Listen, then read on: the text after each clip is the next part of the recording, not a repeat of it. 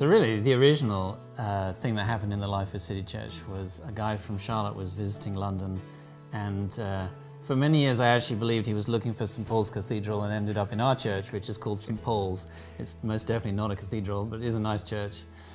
And at the time, actually, there was an awful lot going on in terms of prayer and the power of the Spirit, and this gentleman was really struck by how different it was to his church here. And so he invited our minister, a guy called John Peters, to come over, and John came over and started praying with lots of people and teaching them about the Spirit, and a lot of people were very moved and struck by how different it was. And in fact, a lot of people would say that they encountered Jesus for the first time. They've been going to church for all their life, but they encountered Jesus for the first time. Yes, and then people started meeting together, and people from St. Paul's would come over and lead evenings of prayer and worship in people's houses, and a kind of a groundswell of people were gathering here to meet and to pray. And eventually, as John over in London started to plant churches in different places in England, the natural place was to plant here, because he had a relationship with a lot of people here. Yeah. So for us, the next thing was I had to do a placement when I was in seminary, and normally everyone goes off to these dusty old English churches in the countryside, but the Lord must have been in this, because I managed to persuade the college to let me come to Charlotte to visit a non-existent church and to do a placement under a non-existing minister. And so literally we flew in for 3 weeks to pilot the church. And the day before we arrived, someone offered up a dusty old paint store, which is now the Bojangles on Providence and Independence. And we literally got out the leaf blowers, and we were blowing out all the dust and putting tape over all the naked wires. And we hired some chairs, and we had church in this old warehouse. And people came. Lots of people came. Yeah, and people came. So after 3 weeks, we're like, actually it was during that time, we felt, yeah, this is what God wants us to do.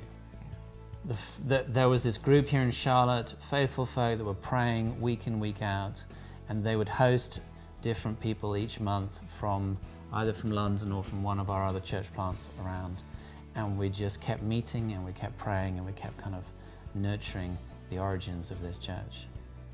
And then in 2006, we flew over, we sold up, and we came with our 3 children. With the children and with a group of others, just to kind of formally get the church underway. And I think probably our biggest qualification for doing that was that none of us really had any qualifications. We were willing. Other than we believed in the call and we believed in the Lord. And we started. And again, someone gave us access to a warehouse.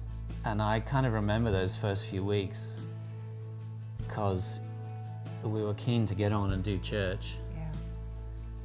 But you don't realize how much is needed originally to start a church. We had nothing. We had no chairs. We had like, hey, no phones, nothing. It was like, hey, we could really do with some chairs, and we probably need a printer, and what else do we need? A guitar. A guitar might come in handy. Yes. So it was real grassroots stuff as we started to meet, and so we just kind of started, and it was a little crazy. But the Lord started to move and started to touch people's lives, and a group started forming, and we even baptized some folk in kiddie pools. We didn't have any hot water, so I didn't tell them that the water was freezing cold until they got in it, and so that when they dropped down into the water, they always emerged like this, because it was so cold. Just community started building. We had wonderful people coming through, and relationships were forming. We were doing kids' church. Our kids were the oldest, and things started to grow and go deeper, and people wanted more. It was exciting. Yeah, so it was a really special time.